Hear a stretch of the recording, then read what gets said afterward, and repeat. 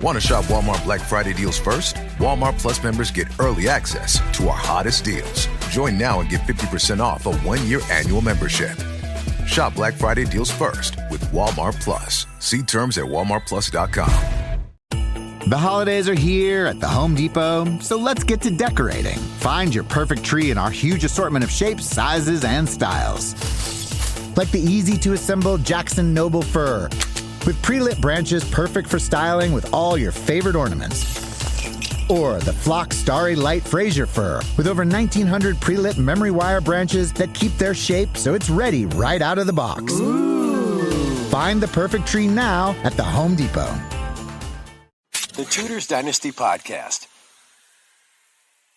Hello and welcome back to the show. I'm your host, Rebecca Larson, and today I am so pleased to welcome back to the show for the first time in a very long time, Gemma Hollman. Gemma, welcome back. Thank you very much for having me. I know it's crazy how time has gone. It really has, because I think the last time you were on was probably, 3 years ago? Yes, probably. Yeah, it's been a little while. I feel like we maybe were, early COVID. We had some chats and things. So yeah, been quite a while. Yes, and now since then you've written 3 books, right? 3 in total. Yeah, this is I just had my third one come out. So yeah, it's been a busy few years. Yes, it has. But the book that we're going to talk about today is Women in the Medieval Ages. So in this book, you illuminate the world of peasants, nuns, and queens. And this book is beautiful. Let me just say that first and foremost. If you want a book that is full of beautiful images and amazing research, this is the one to look for. Gemma, why don't we start off by just, the obvious question. Why did you choose this topic? So, medieval women is kind of my speciality, if you want to say. I sort of generally focus in sort of the later medieval period, and women's history in particular always has interested me. And I think there's just so many stories there still to tell. Women's history is still quite a recent field. And so there's plenty to write about, and there's so many amazing women that have maybe one book about them, if that, so there's so much to tell there. And my first 2 books, I focused very much on royal women, because again, that's kind of just the speciality I kind of slipped into, was the royal court. And so I wanted to write about these amazing women that I'd found. But I'd been wanting for a while to do something a little bit more like general and thematic. And I was trying to think of different ways to do that, and what other potential routes I could take, instead of a book, perhaps, do some kind of podcast series or something else like that. And then, someone at Advil Press, who's my publisher, got in touch with me and said that they were wanting to do an illustrated history of women in the medieval period, and was I interested? And I was actually in the middle of talking to my other publisher about doing a 3rd book with them, and so I was a bit like, I don't know, trying to do 2 books at once, as well as sort of doing a full-time job and all the other life maintenance that you have to do. But I was really intrigued just from the idea of an illustrated book. And then, had a little meeting with the editor. They sent me over like the thoughts that they had about how the layout of the book might be. And as I was reading it, like everything I'd already thought up was on the page. And I was like, okay, well, clearly they have like the very same sort of vision for this book as I do if I had been putting the proposal across. And so that was a really big tick in it. And also just, as I said, just the idea to do something like that. My first 2 books didn't have very many pictures, sort of clearing rights for images is still really expensive, and is something that shouldn't really be expensive when they're images that are 600 years old and should theoretically be out of copyright. And so the idea of being able to do a book with hundreds of pictures that were colourful and full page, and have that chance to do something more general, and also something a bit more out of my speciality. I've kind of focused very much on Western Europe, so kind of England, France, bit of Spain, a bit of Germany kind of thing. And so the idea of doing a book that would cover a lot more of Europe, and also different social classes as well, which was something I hadn't really done since university. I was really kind of keen to learn myself in the process of doing the writing. So yeah, I couldn't turn it down in the end and just had to do it. And yeah, I'm really pleased that I did, because it was so much fun researching and as I said, learning as you go. You know, part of the joy of writing is the research and what you find out on the way. And even if it's a topic you already know about, you're still going to be finding out new things as you research. So yeah, being able to dip into some of those things was really great. Yeah. So I have to ask, did you have to find all of the images for the book? Pretty much, yeah. So it was a bit of a daunting task, because originally we said sort of between sort of 100 to 150, but then I had requested to up the initial pitch for the word count, and so that meant that we had like extra pages to fill. So in the end, we were able to go up to nearly 200 pictures, which yeah, I was very daunted by that number. As I said, my previous books had like 8 pictures in, so 200 was quite a lot. So I did immediately say, if there's any images that you are already envisioning to go in the book, send them over and I'll have a look at them. So yeah, my editor very kindly sent over a whole batch of images that she had already seen and thought about. And most of them, you know, I sort of wanted to go ahead with. In this, actually, it was quite useful. I run a historical blog called Just History Posts, and I've been posting on social media there for pretty much 7 years now, just been. And so through that, there are so many objects and pieces of artwork that I've posted over the years. And so I was actually able to like dig into my own archive and go, oh, look, I did like a nice picture of a lady there, that can go in. And oh, there's a really pretty mirror case there, that can go in as well.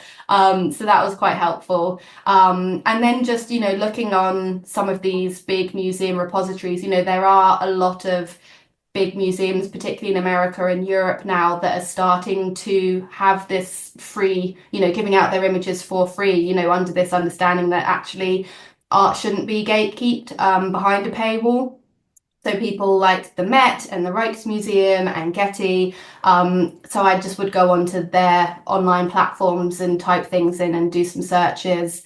And I also did a call out on Twitter at one point and ask for some people for some help. And I got a few images that way. There's a lovely image of Diana the Huntress dressed up as a medieval woman with big bows. And someone had suggested that on Twitter, so that went in as well. So yeah, it was kind of a whole crowdsourcing from a whole variety of places. And eventually we managed to fill up the numbers. But yeah, it was a surprisingly difficult task, actually. You know, it was part of what I was looking forwards to, but I was surprised at how long it really did take to actually do all of that research, find the images, and then obviously you have to write captions for all of them as well. So yeah, that took a really long time. That took like a couple of months to do in total, really. So yeah. It's almost like 2 books in one. Yes, definitely. And it's amazing because the having those images in there really helps to tell the story, and it's beautiful. I just cannot say enough about how beautiful this book is. Okay, so let's start on the topic of the book now that we've talked about how beautiful it is and all the images that are in there. Why don't we just start with peasants, and let's look at the role of women peasants. So what did let's just say, what did their gender role look like in society? Yeah, so Peasants was a really interesting group to look at, because I think probably out of all of the groups I look at in the book, they actually had the most variety. And that was sort of variety on several levels. So it was variety based on where you lived in Europe. Women had quite different lives and expectations. So in Southern Europe, so sort of Italy and the surrounding regions, women had a lot more restrictions placed upon them than women in sort of Northern and Western Europe, because they were expected to marry a lot earlier. So women there were meant to stay in their parental home until they got married, and then they would live with their husband might come and live with them. They had these big sort of extended family network. So, you know, it wasn't just the husband and the wife and their kids living together. You'd have mums and cousins and aunts and all sorts. And so this meant that women very much were kind of this idea of they would grow up, they would get married, they would have kids, and that would happen at quite an early age, generally in their mid-teens. Whereas in other parts of Europe, women actually had a lot more independence. It was more acceptable for them to leave the family home, and it was actually expected in lots of places. So places like England, for example, it was very much expected that a young woman would go out and work, and she would, learn how to become a wife by working as a servant in someone's house, and she would learn how to clean and how to care for children and all of that. And it was an honor for women to do that. And women at all levels of society did that, from peasants up until noblewomen would also go into other people's houses. And because of that, because they had that more expectation of leaving the home and a bit of independence, they tended to get married a lot later, so in their mid to late 20s instead. So that has a real separation in what their lives are like and what the world of work is open to them. So the geography is one thing. The other thing that really has an impact is just the development of time. The book covers 500 years from about 1000 to about 1500. And during that time, Europe changes so much. At the start of the time, lots of countries aren't even formed properly yet. You've got loads of tiny independent states. Culture's still developing. All of Europe isn't quite Christian yet, so you've got lots of religious changes. And population is slowly growing over those couple of hundred years. And as the period evolves, you have a lot more towns and cities start to develop, and people move away from the countryside into the city. And again, this really impacts peasant women, because then women who are left behind in the rural areas are going to have really different lives to the peasants that have moved to the cities and have a whole different range of options open to them.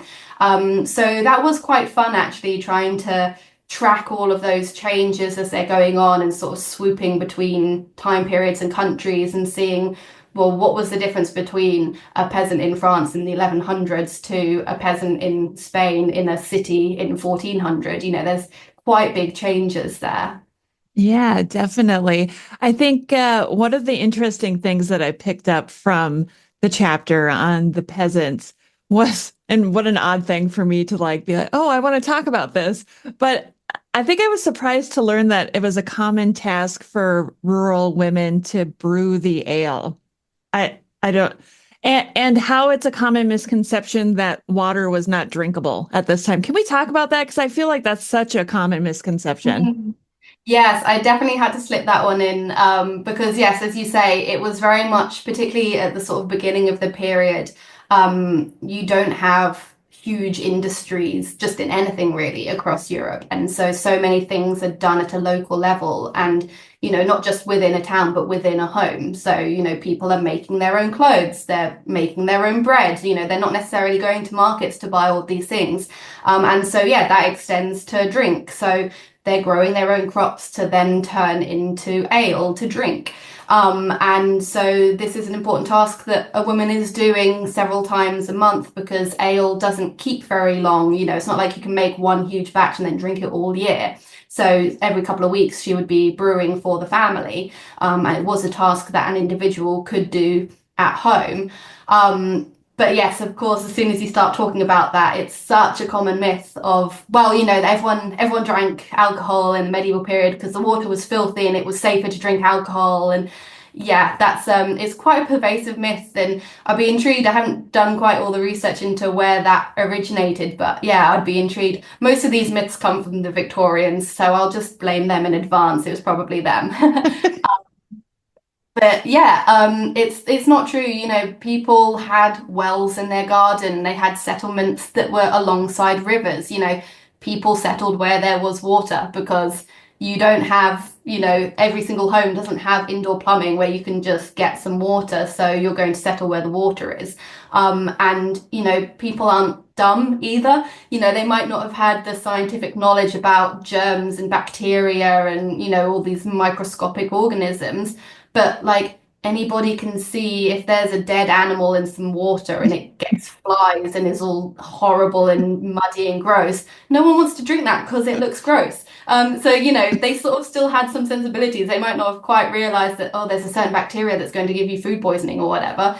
but they would have known that's bad water, don't drink it. And so they did have clean water sources, so they didn't have to boil all of their water and drink alcohol. They just did it because they liked it and it tasted nice. Yeah, I love that. There's a dead animal rotting with flies, and they're like, no, let's drink this. Yeah, this is good. Let's have it.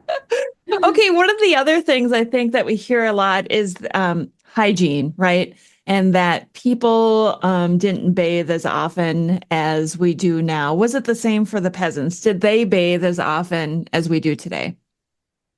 Yeah, I mean, they weren't necessarily having like full submerged baths every single day and things like that, but there was regular cleaning at all levels of society. And obviously, sort of the upper classes would have had more opportunities for nicer bathing. You know, they did have hot water. They were certainly, as the centuries go on, there is a form of indoor plumbing in various palaces where they do have fresh water pumped in, and obviously they've got servants who can heat up all the water so they can have a nice warm bath and things like that. So they would have had a nicer experience in that. But it doesn't mean that the lower classes weren't bathing.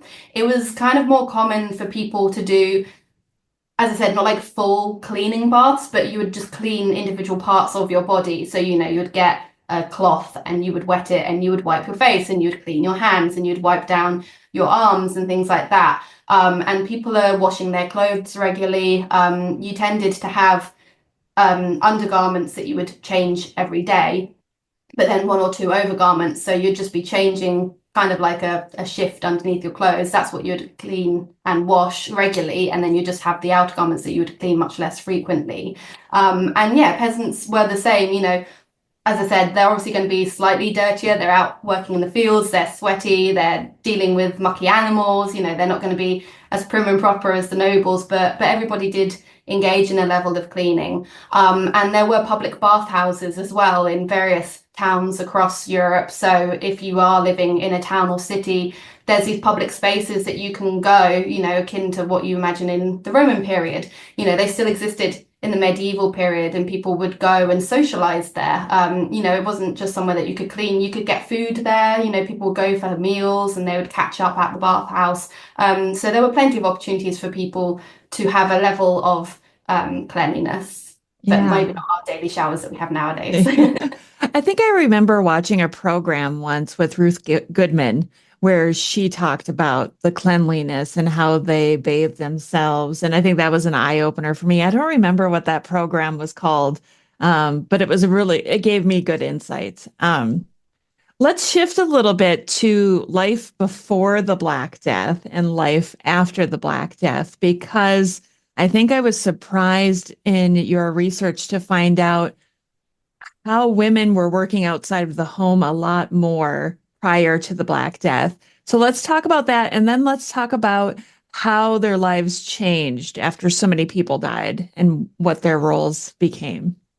Yeah, I mean, obviously, it's such a seismic event when you're talking about European history, and it really is quite a divide in many ways. Europe had sort of been slowly growing in population throughout the medieval period, and sort of at the start of the 14th century is kind of the peak of European population for the medieval period. And you do have, you know, most countries have a couple of million people living in them. You do have several big towns and cities where people have started to congregate. The largest city in Europe is estimated to have been Paris in France. Probably about 200,000 people lived there. So, you know, these are significant places. You know, even today, like, you know, a town of 200,000 people is still like considered a fairly big, you know, decent sized town. And so you do have all of these people gathering together, and that's led to developments in technology, that's led in changes to how people live their lives.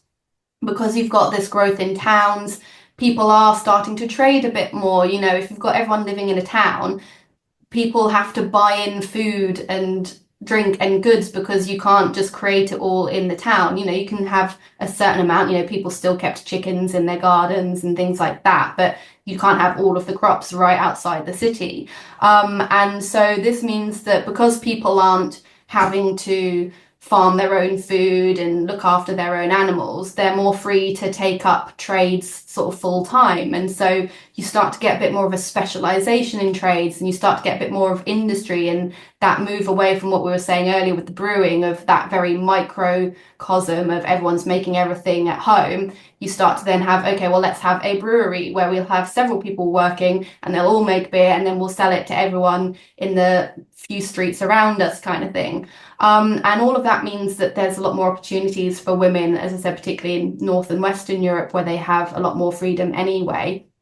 There's more of an expectation that women need to help provide too.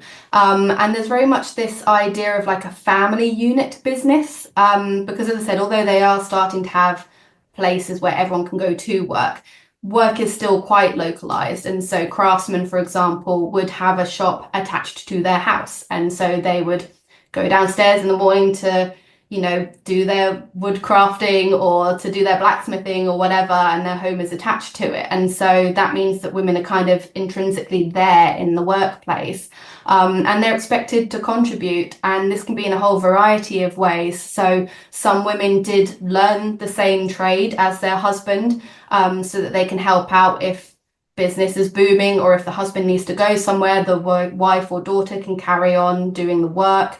Again, obviously, if a man doesn't have any sons, he's expecting that he's going to pass on his shop to his daughter, and his daughter's husband. So then the daughter and the husband both need to learn the trade and things like that.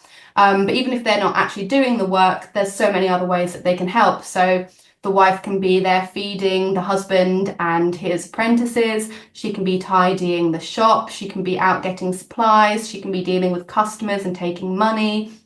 And there's so many things that she is expected to do and can do.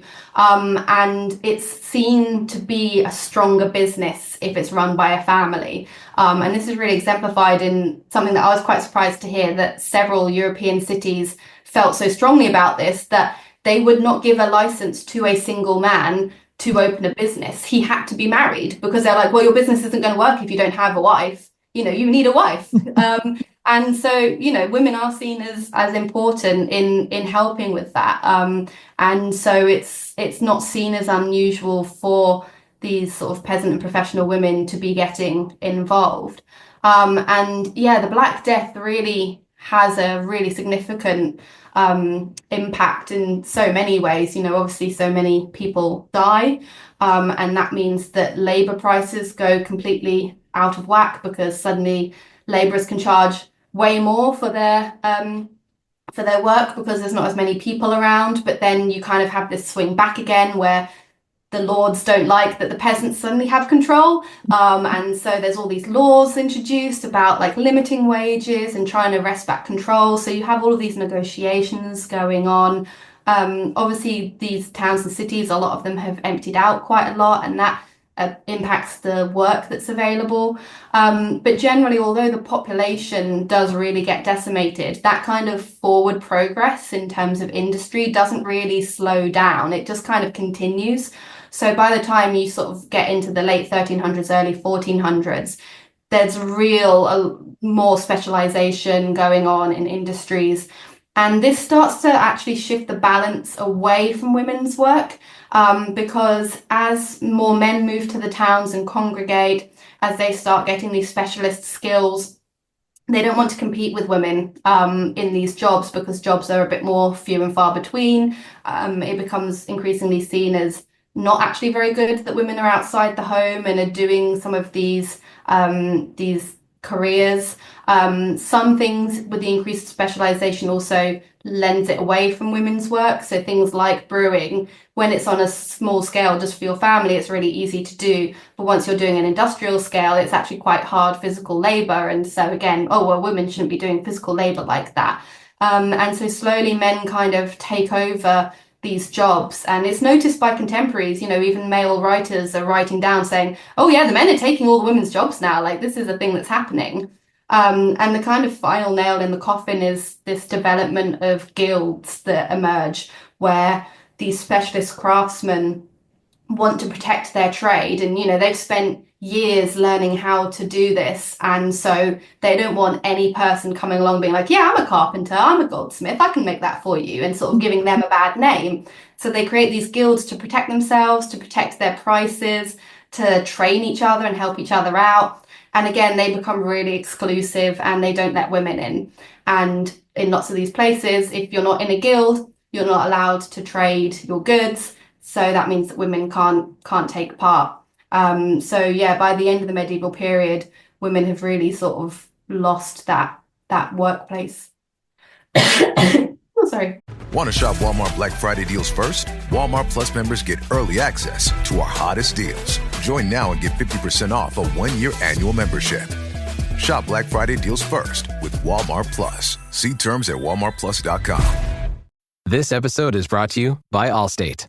Some people just know they could save hundreds on car insurance by checking Allstate first. Like to check the date of the big game first before you accidentally buy tickets on your 20th wedding anniversary and have to spend the next 20 years of your marriage making up for it. Yeah, checking first is smart. So check Allstate first for a quote that could save you hundreds. You're in good hands with Allstate. Savings vary. Terms apply. Allstate Fire and Casualty Insurance Company and Affiliates. Northbrook, Illinois. Let's talk about medicine, because this is something you touch base on as well, because the role of a woman in medicine is generally as a midwife. That's what we see, right? Like, she's in the room when a woman is giving birth, but there was more to it than that, wasn't there? Women had a bigger role in medicine than we really know. Let's talk about this, Gemma.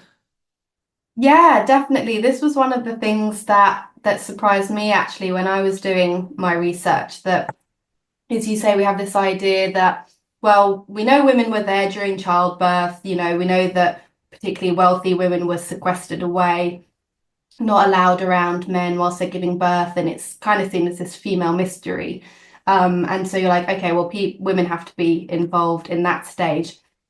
But actually, particularly again in the earlier periods, women were a lot more involved in medicine in general. Again, it was kind of that expectation that, well, if a woman is a wife and a mother, at some point people are going to get sick in the family, and you don't have a healthcare system, so who's going to look after them? And so obviously there are doctors around who are a bit more specialized and trained, but for general everyday ailments, you need someone to take care of that. And so women were expected to know herbs and potions. So they're expected to know what herbs have pain-killing, remedies if you've got some toothache, and how are you going to cure a stomach bug, and, what kind of things can you mix together, and just general hints and tips. It's a very oral culture because obviously lots of people aren't literate, and so women are passing tips around to each other. And this is really interesting. When you do have even the noble women, we've got surviving letters of them sending recipes and tips to each other. And, women, there's some queens in Spain where sort of the princess has given birth and she's having real trouble with breastfeeding. Her breasts are really tender. And so she writes to her mother-in-law and says, well, I know that you had some trouble with this, and can you get your doctor to send my doctor the recipe that helps you out, kind of thing. And you sort of go, well, these are royal women sort of trading tips. And so the same thing's going to be happening all the way down the social ladder.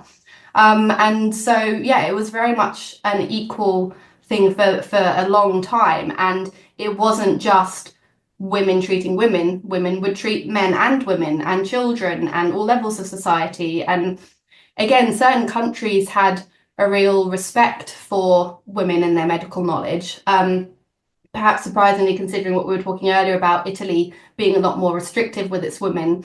But earlier on in the period, there was a medical school in Salerno, and that became really renowned across the whole of Europe as being this real hub of medical knowledge. This is where all of the breakthroughs were coming from.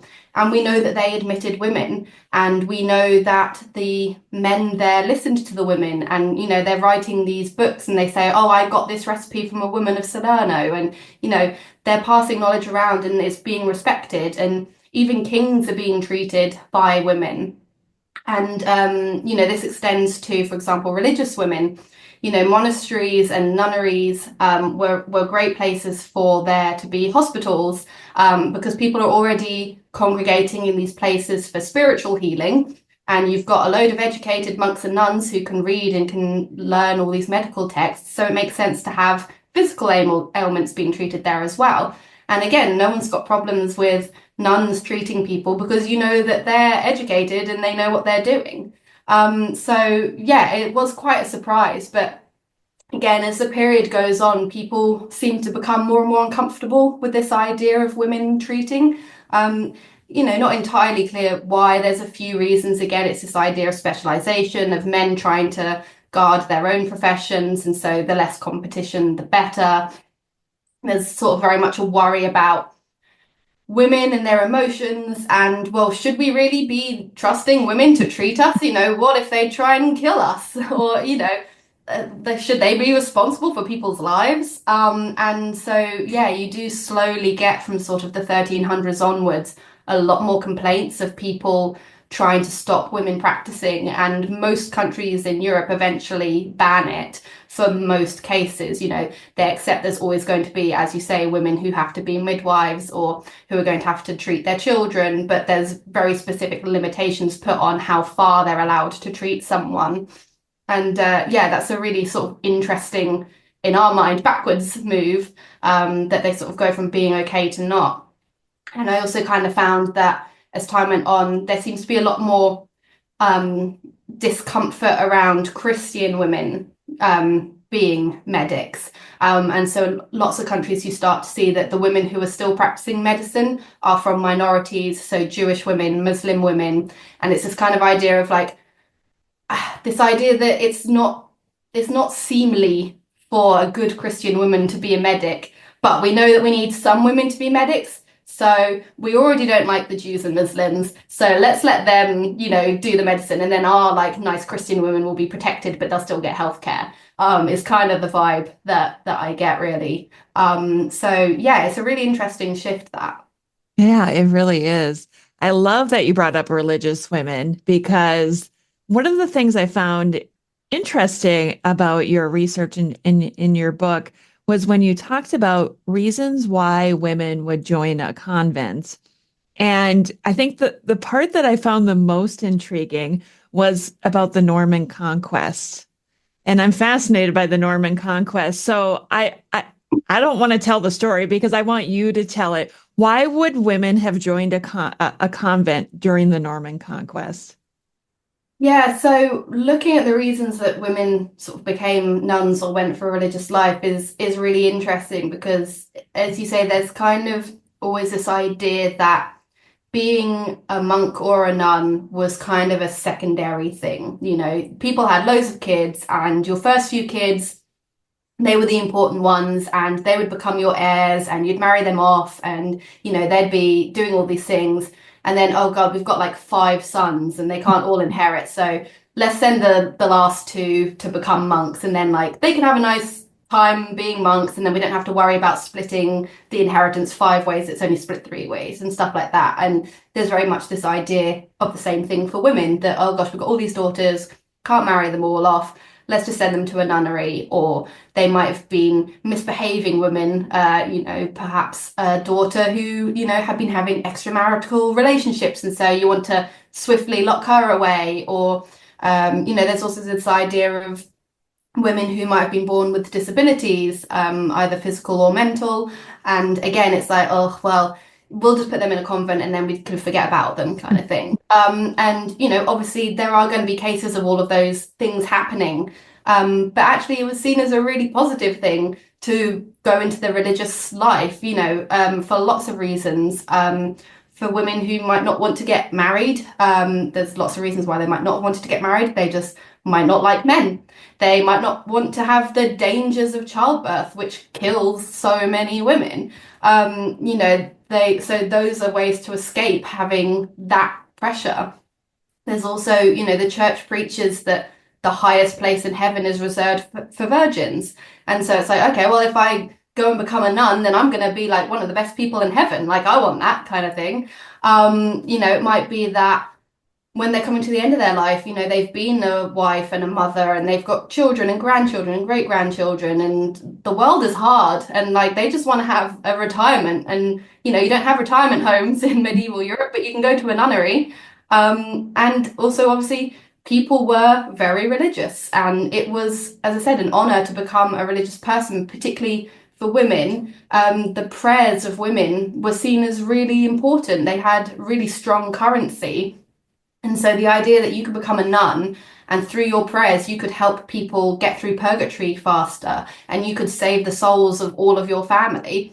That's a really big motivation for someone to want to go and become a nun. So there's such a wide range of things. But one of the reasons that you were kind of alluding to is this idea of safety. So there's very much this recognition during the Norman conquest that you have all of these invading Frenchmen coming over, claiming everything for themselves, including women. You have all of these Norman men come over and they're married off to Anglo-Saxon women as a way to kind of bring peace and sort of bring everyone together, integrate a little bit into society, get all of the lands that these women have inherited. But lots of women didn't want to do that. The Normans were scary. They were from a different country. They'd come and attacked and killed a load of people. They just didn't really want to be their wives necessarily. And so lots of them fled to nunneries to escape this. And there's a bishop at the time who writes down, lots of women just want to escape the libido of the Normans, he called it, which I think is a very polite way of putting what was going on. So definitely nunneries were seen as places of safety, and lots of women did go there temporarily for safety. If there were riots going on in towns, sometimes women would flee to nearby religious institutions. Even on an individual level, there's records of women escaping abusive husbands by going and hiding in a nunnery because they're protected there, and they would just wait until he died. And either join the convent, or sometimes they had permission to then leave the convent afterwards. So they were very much seen as places of safety for many women. Once these women were in the convents, what kind of roles did they have? What things did they produce? I guess maybe is the best way for me to put it.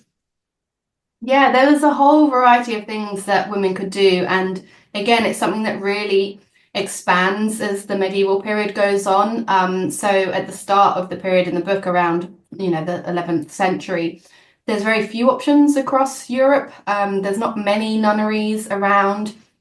So if we're talking about England at the time of the Norman conquest, there were less than 10 convents in the whole of the country. And so they're very much exclusive places that are largely reserved for the nobility and royals. And it is very much a place for either extra princesses or for old queen dowagers to go and retire and just have a kind of a more proper place to live as a single woman that's not at court kind of thing. But as time goes on, particularly in the sort of 12th and 13th centuries, you have a real religious revival across Europe, and there's a lot of religious fervour, and you have a whole load of changes and reforms going on, and loads of religious orders get created, and lots of men set up religious orders of monks, and they admit women as well. And so suddenly you've got convents popping up all over the place, and there's suddenly a whole load more choice, and they're now open to people of lower classes. So knights' daughters might go there. And as you get to the end of the period and you have this kind of mercantile bourgeois class develop in the towns and cities, their daughters might go there as well. So you have many more options. But also women can start to pick somewhere that aligns with their values, because you've got all these different orders that might prioritize different things. So certain ones will prioritize poverty and they would live really, really simple lives. Others prioritize charity work in the community, and so they're places with hospitals and they're right in the center of a town and they'll go out and help the poor people. Others are really interested in education and sitting and reading all day and learning the Bible and singing hymns. And so women can actually start to choose, well, actually, I align with those values. I want to go to that convent there. And if they can't find something that they like, they can set one up themselves. Lots of women start to create their own religious communities and gather like-minded women around them. So their sort of day-to-day lives would kind of vary quite a lot based on the type of institution that they went to. But obviously, generally, the idea is that they are devoting themselves to God. So there's lots of prayer that goes on. There's attending mass several times a day. There's reading religious texts, sitting and contemplating life. Generally, throughout most of this medieval period, nuns are sequestered away. And so sometimes this is very literal. They are bricked in to locked convents and the doors are not opened unless a new nun is coming in or a nun has died. And so they are very physically locked away. And so there's lots of isolation there where they can just sit in their rooms and pray. They can walk around the cloisters and meditate and think about life. But other places, especially as time goes on and some of that separation becomes a lot less literal, there are opportunities for them to do things because there's this idea of, the kind of idle hands, and the devil sort of getting involved is that, if people don't have something to do, they're going to be tempted to sin. And women in particular are seen as this. There's so much fear of these communities of women because they're there, they don't have male supervision. Women are gossips and they're going to be chatting to each other and they're going to be encouraging each other to sin all the time if there's not a man there to keep them in line. So they're sort of going, okay, well, how can we keep our nuns occupied? And sort of craft work becomes a real important thing. Nuns become really identified with textiles. Lots of rural nunneries have their own sheep, and so they're creating wool and then they're processing the wool. But they're creating beautiful altar hangings or vestments for the priests. They're creating tapestries. They're creating manuscripts. So if they're in an order that values education, then the nuns are involved in writing books. They might not be creating books themselves, though lots of them do. They might just be copying books. But yeah, obviously, in the medieval period, you want a book, you can't go to a bookshop and go buy one. You've got to make it yourself. So, they would borrow books from other convents and they would copy out their own copy for their own library, or they would make copies for other convents. So there's lots of opportunity for them to actually physically create something in that respect. And that's really great for us kind of looking back because it means that we do have a wealth of material that we know was created by women. And that can be really tricky for assigning ownership to anything in the medieval period. So many people's individual names who have created books or textiles or statues or jewelry, we don't know who they are. But because these convents survived for centuries and they kept their books and they looked after them carefully, that ownership has kind of continued. And so we know that someone in this convent made this 500 years ago. And a lot of the time they actually told us, for all that sort of religious people were meant to be quite humble and modest. It's hard work copying out a book. It can take months, if not years, to do. And so they weren't going to let that go off lightly. They would write in their book, I wrote this book, and they will give their name and information. And so that's really great to be able to trace individual women. And they liked drawing themselves as well. We've got so many self-portraits of nuns from these manuscripts, which I just absolutely adore, because even if you know nothing else, you've got a picture on a page that a nun drew of herself. And you're like, wow, okay, this is the one thing of you that survives hundreds of years after your death, which I always think is really special. Yes, I love that. Okay, so the last topic we're going to touch on, because we could talk for 3 hours on your book, but the last topic I want to touch on is, I have Dr. Emma on the show a lot, and we talk about art and women in art. And I think I never really thought about medieval women being artists, but they were pretty prevalent in the art world, weren't they? Let's talk about this because my mind was blown. Yeah, I mean, this was something that I really enjoyed researching as well, actually, because I sort of thought, well, I know there's lots of pictures of women, but, did they really create that much? Weren't women in the home all the time and stuff like that? And so there is actually, a huge wealth. I mean, as you would expect, there's loads of textiles because that is something that women could do within the home as well as outside the home. So you would kind of expect things like that to survive. But I was really surprised to learn just how many industries women were in. I mean, you pretty much any industry that you can think of, there were some women, and they might have been a tiny minority. You know, obviously it really varies depending on the industry of how many women there are, but there's always someone that you can find. And yeah, the arts kind of lent themselves really well towards women because it's not that physical, generally, depending on, you know, what you're looking at. And so it's something that women can do. And yes, particularly things like painting, decorating manuscripts. But again, this is something where that development in technology and industry that we were talking about really comes back to help women a little bit. Obviously, it kicks them out of a whole load of industries, but it does open up certain industries to them. So one that I was really interested to research about was glazing. Is that obviously as time goes on, windows become much more of a thing, and glass technology really takes off in the middle of this period. So before, making glass was really, really hard. It was really physical labor. So it just meant that it was pretty much all men who did it. Really hard work. It wasn't very good quality. It was very thick. You couldn't really see through it very much. Not many people needed glass. You know, it was only the big castles and the big palaces of the nobles and royals who had it. So you had to travel around to look for work and basically go up to various castles and go, do you need some windows? And again, that wasn't seen as something that women should be doing, although it might have been accepted that women could work outside the house. They shouldn't be traveling by themselves, you know, or with bands of men. You know, that's something that prostitutes did. And so all of this meant that glazing was very much exclusively male. But in the middle of the period, you get these huge breakthroughs in technology, and suddenly people are able to make much better quality glass, and it's a lot easier to do, and they can make it thinner, and it's much more see-through. And because of these developments in technology, you kind of end up with this divergence of specialities, where one speciality is making the glass, because you need so many skills to make this fancy new glass, and then you have separate people who then decorate the glass. Whereas before, one person would do the whole process. Now it's two different processes.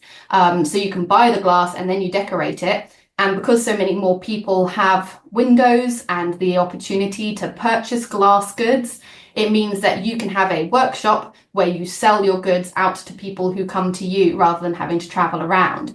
And so both of these things mean that suddenly a load of women become glazers and they start decorating glass. And so, yeah, we've got so many records from sort of the 1300s onwards of women who are referred to as glazers. And one of the really great sources for this is the Paris tax rolls. You know, being such a big city, they kept really strict records of everyone who's paying tax. And there are women's names all over it, and they are listed as glaziers. And some of them are really successful glaziers as well. You know, they're making a lot of money from this. They're obviously seen as very skillful in their craft. And so, yeah, it's really great to have all of these pieces of art that not only show women, but that we know were made by women as well. And because we know women were there, it means that all of that anonymous art that we were talking about, where we've got, say, for example, like 80% of books, you don't know who wrote them. Well, if you know that there were women who were authors, you go, well, at least some of those books that we don't know who made them might have been made by a woman. You know, this book could have been made by a woman. And they did leave hints and traces of themselves in it as well. There's another couple that I really love who are the Montbastons, and they operate in Paris in the 1300s. And they're a husband and wife who illuminate manuscripts. You know, they're artists. And Richard, who's the husband, he seems to have been professionally trained, and his wife Jean seems to have, I guess, learnt from him, or perhaps from her father, if her father was maybe an illuminator as well. And so her training is a lot less formal, but she's still got her very own art style. And the couple worked together. There's about 50 manuscripts that we know that survive today that were definitely illustrated by the two of them. And sometimes they worked together, sometimes they worked apart. But one of the manuscripts has a little self-portrait of the two of them. And it's like a double page of a manuscript, and they're on both sides of the page, and they're sitting there creating the manuscript, and they're each there at their own desk, and they've got all of their tools, and on one side you can see the wet papers are hanging to dry. And it's amazing because her name survives by chance because her husband died before her and she carried on working after he died. And to work at that time in Paris, you had to swear an oath to the University of Paris. And when they're working as a married couple, it's enough that Richard has done this oath. But because Jean wants to carry on after he's died, she has to swear the oath. So that's why we have got her name. But if she had died before Richard, we would never have known her name. But her picture would have survived on that piece of paper. And we would have known at some point a woman drew a picture because there she is on the page. And yeah, I just love that. That's where that art really comes in to kind of give you those connections to these people who might otherwise be lost to us. Yeah. One of the other things that intrigued me was how you mentioned that a lot of women were involved in the design of the effigy on their tombs. I had no idea about that either. I think one of the examples that you used was it Eleanor of Castile? Oh, it might have been. I'm trying to think of the top of my yeah. But I know, yeah, some of the English queens, for example, Philippa of Hainault, she designed her own tomb. And yeah, I mean, obviously, this is very much at the higher levels of society to be able to afford an effigy on your tomb.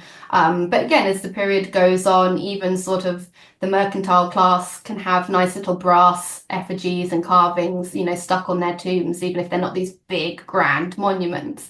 But yeah, it was very much a thing that women did. And, it was something that they had control of. And it's this lasting image that they know is going to be seen by people long after their death. And it's a way for them to put their mark on it. And, obviously lots of women died in childbirth, but lots of women outlived their husbands because they're off fighting in wars and they're getting illnesses and dying for all other sorts of reasons. And so if the husband's died first, then sometimes if he hasn't made any plans, it's then the wife who's left behind to design their tomb for the both of them.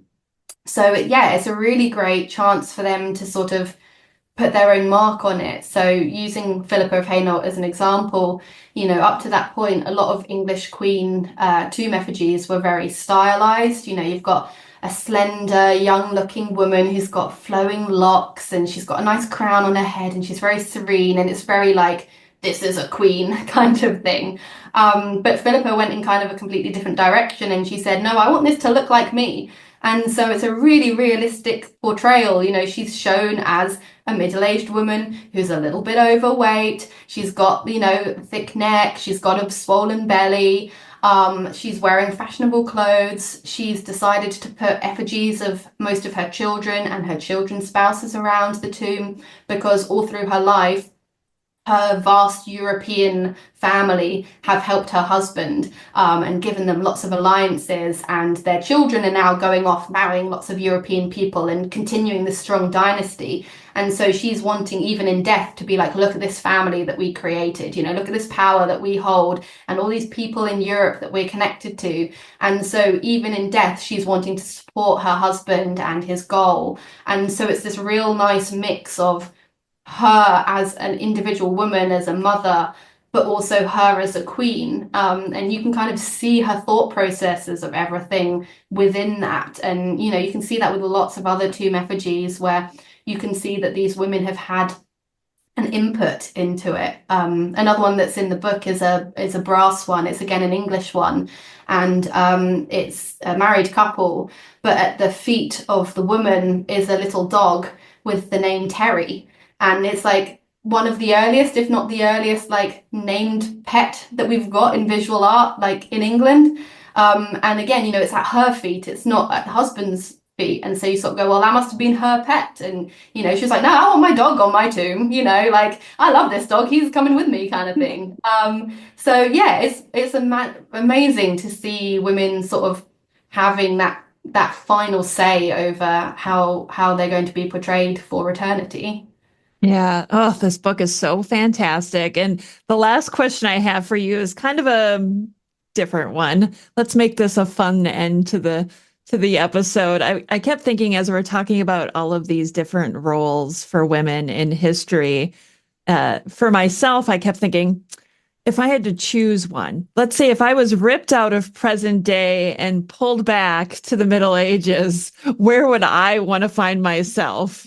And for me personally, it seemed like I would want to be pulled back to a convent because that seemed like the ideal safe world. I could read, I could do crafts, I could do all of those things. Where would you want to be pulled back to? Yeah, I mean, funnily enough, probably quite similar, really. Obviously it'd be so fun to be like a noble woman and have all of these amazing castles and clothes and go traveling and have this wonderful food. But, there are quite a few negatives that come with being a noble woman. You're getting married off, you're probably going to have a whole load of kids. People are going to fight over you if your husband dies, you might get abducted and remarried.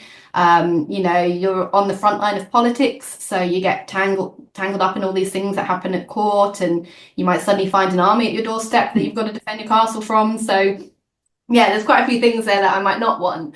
But yeah, I think like if I could choose place and position, I think being like an abbess of an abbey would just be fantastic because you get all of that power associated with it. Abbesses who sort of run these places could have a lot of power. They were educated, they could do land deals, they could supervise quarrels in the area, they got to tell the other nuns what to do. But then, yeah, as you say, you also get to spend a load of time reading and you're in this nice quiet place and don't have to deal with the outside world so much. And I think if you're living at a time where there's such strong religious belief, that being part of that and being like, wow, if I say a prayer, that's going to make a real difference, and like having that trust in the sort of religious side as well, I think would have been a real comfort at that time when so much is going on. You think of something like the Black Death, having a strong faith would have been really great at that time, I think, when you think the world is going to end because everyone's going to die. So I think maybe we could have a convent together. There we go. Yeah, you can lead it. I just want to hang out and read books and stuff. The other thing is nuns were often allowed cats, and I'm a big cat person. So, I could have my cat there as well. He can come with me. I would love that. I would love to be surrounded by cats as well. Well, Gemma, thank you so much for coming on the show today. Your book, Women in the Middle Ages, it's available everywhere now? So it's available most of the world right now. It's coming out in the US and Canada on the 26th. So depending on when this is going out, it's nearly there.